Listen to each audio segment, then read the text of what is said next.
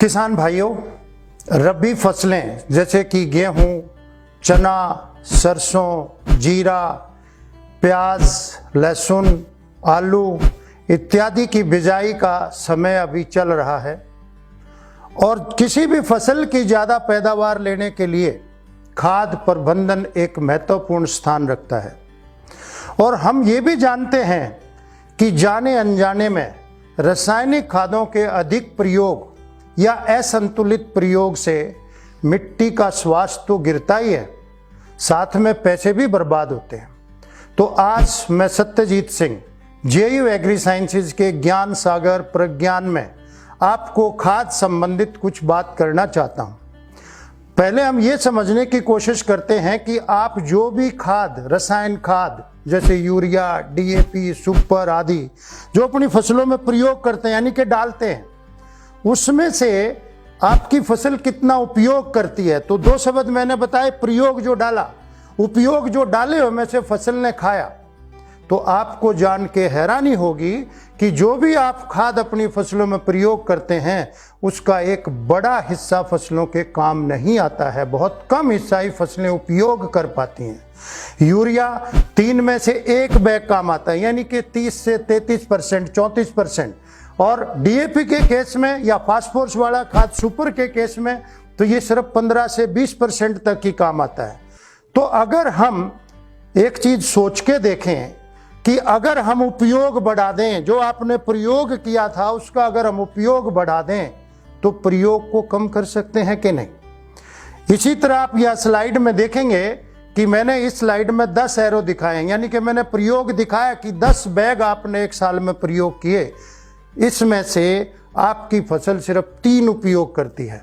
तो अगर 3 की जगह 5 उपयोग होने लगे तो आपको 10 बैग देने की जरूरत नहीं है, आपका काम 7 में भी चलेगा। और ये काम बहुत आसानी से जेयू एग्री साइंसेज के इकोमैक्स और एजोमैक्स द्वारा किया जा सकता है, लेकिन आप लोगों को यकीन नहीं होता है। उस यकीन को दिलाने के लिए आप यहाँ पे उन संस्थानों की सूची देखेंगे जिनसे आपको पता चलेगा कि इकोमैक्स के प्रयोग से रसायन खाद घटा के पैदावार को बढ़ाया जा सकता है। इनमें सबसे पहले देखिए आप, धान के अंदर 2018-19 में आईसीआर का इंस्टीट्यूट करनाल, फिर गेहूं में 2012-13 में आईसीआर डीडब्ल्यूआर करनाल, फिर गेहूं में 2018-19 में आईसीआर के इंस्टीट्यूट डीडब्ल्यूआर करनाल के अंदर। इसी तरह कपास के अंदर राजस्थान में गंगानगर, फिर दूसरा गंगानगर में फिर किया 2019 के खरीफ सीजन में, फिर कपास में महाराष्ट्र में अकोला के यूनिवर्सिटी के अंदर।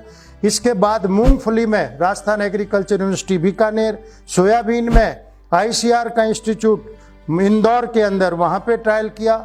आलू के अंदर गुजरात में दिशा के अंदर किया और धान के अंदर बंगाल के अंदर 2016-17 में किया।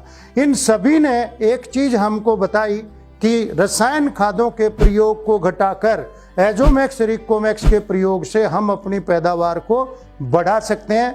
अब सही समय है, आप एजोमैक्स 10 ग्राम प्रति एकड़ बीज के साथ मिला के मिट्टी में जीवाणु को पहुंचाएंगे, और बीज के साथ नहीं मिला पाए तो यूरिया के अंदर मिला के भी हम इसको अपनी जमीन के अंदर पहुंचा सकते हैं। इसी तरह इकोमैक्स प्लस डालते हैं, इकोमैक्स प्लस तो 4 किलो, जी डालते हैं तो 2 किलो। इसको भी आप इकोमैक्स प्लस को यूरिया के साथ मिला के या इकोमैक्स जी को डीएपी के साथ मिला के अपनी फसलों में डाल सकते हैं। तो इस तरीके से हम अपनी मिट्टी को भी उपजाऊ रखेंगे, हमारा खर्चा भी कम रहेगा, आमदन भी बढ़ेगी, मिट्टी मुस्कुराएगी। धन्यवाद। जेयू एग्री साइंसेज, मिट्टी मुस्कुराएगी।